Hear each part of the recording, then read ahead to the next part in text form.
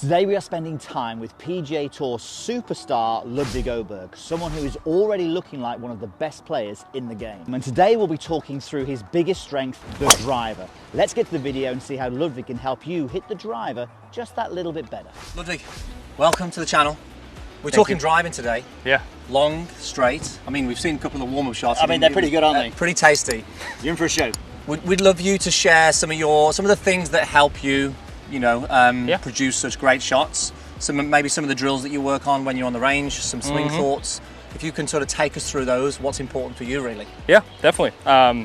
Yeah, like I said, driver is probably one of my favorite clubs because it goes the furthest and it's the most fun. So, honestly, in today's game, it's probably the club that's most important because it is a big advantage if you hit your driver well. So that's kind of what me and my coach were thinking about, and that's what we, I guess, realized a couple of years ago, that if you do get really good with your driver, it's going to be an advantage. What I like to keep it very straight. So basically anything in my golf game, I like to keep it very, very simple. And the simplest thing to do is just keep it very straight, I think. Because golf is hard enough as it is. The viewers are going to hate you, by the way. You're just like, what shape do you hit? I just hit it straight.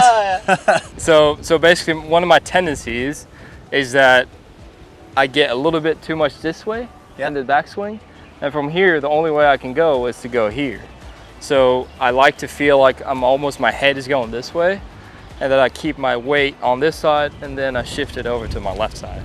So the focus for you is on really getting that I head almost try to feel like back. someone's holding my head, and that is so still. And then from there, I just shift the pressure over to the left side.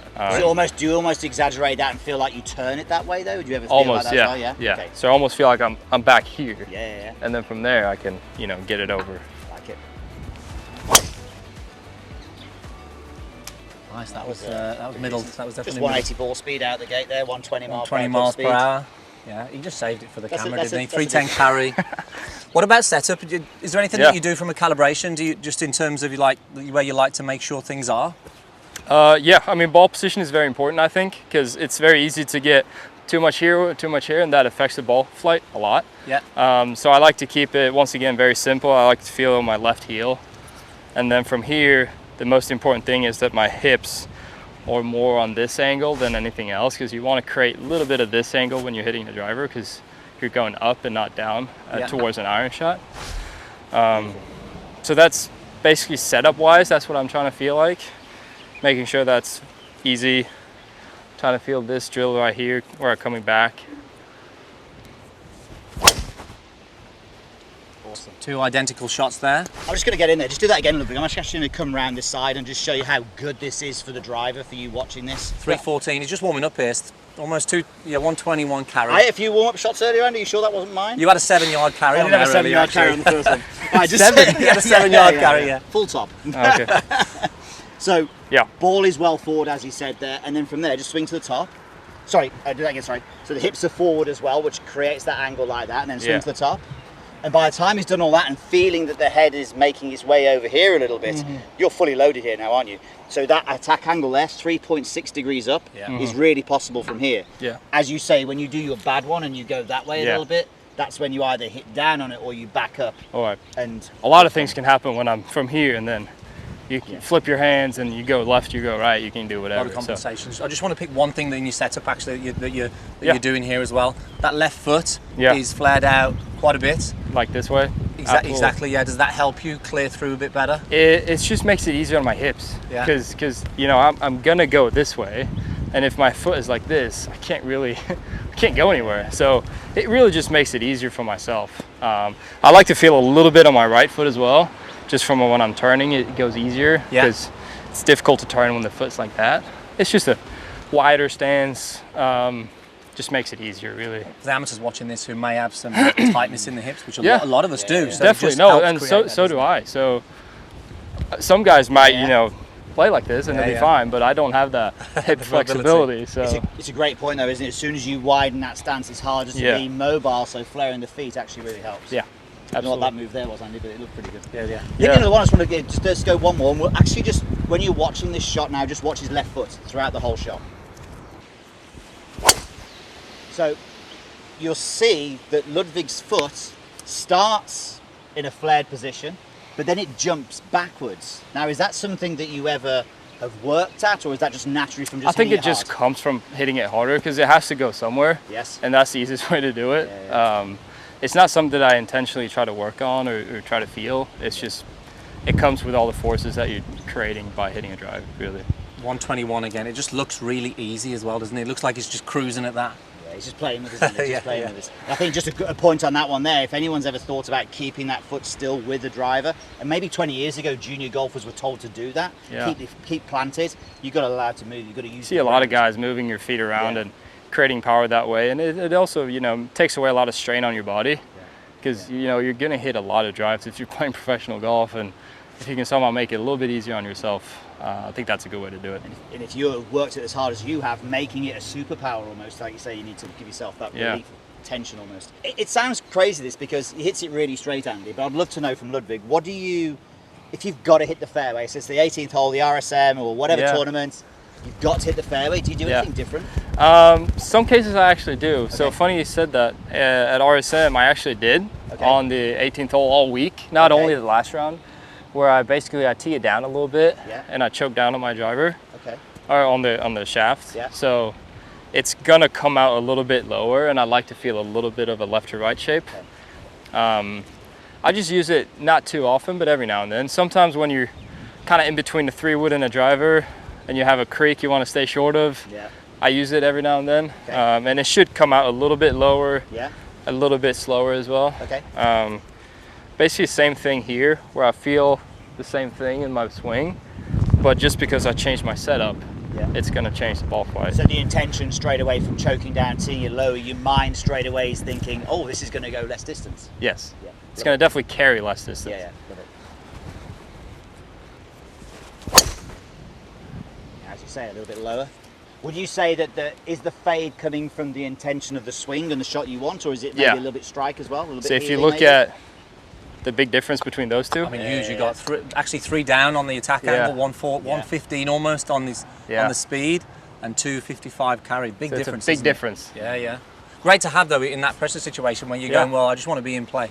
Sometimes you just want that. And if that's the easiest way you can do it, then go for it. Nice. I'd say it's pretty standard fade. Speed's still decent on the.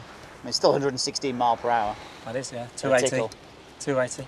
Okay, let's crank it up a little bit. Let's say you've got, you want to, I mean, you've carried it 314. Let's say you've got a 320 bunker that you're going, right, I feel like I can get there. Maybe a bit of help from the breeze.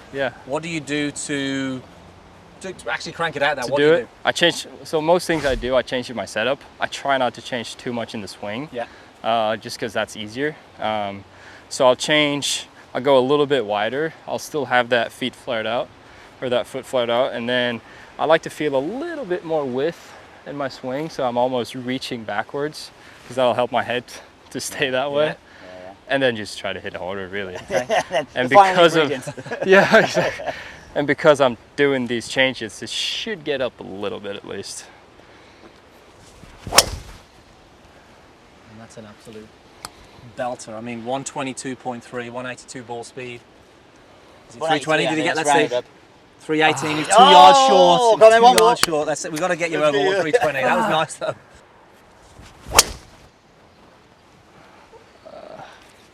Strike?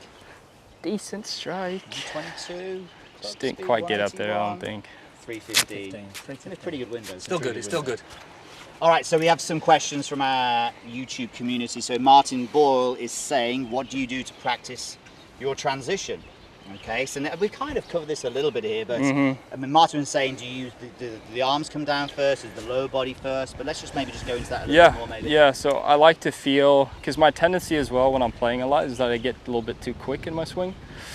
So when I do get quick, I tend to do this as well, which goes hand in hand with my tendency. And from here I do that, obviously. So I like to feel a little bit slower in the back. And then from here, transition goes a little bit smoother as well. But no, I definitely want the lower body to go forward first, and then everything kind of comes with that. So I don't want my hands to start. I definitely want the lower body to shift the pressure going that way. And then from Noah, 700, how do you eliminate one side of the fairway?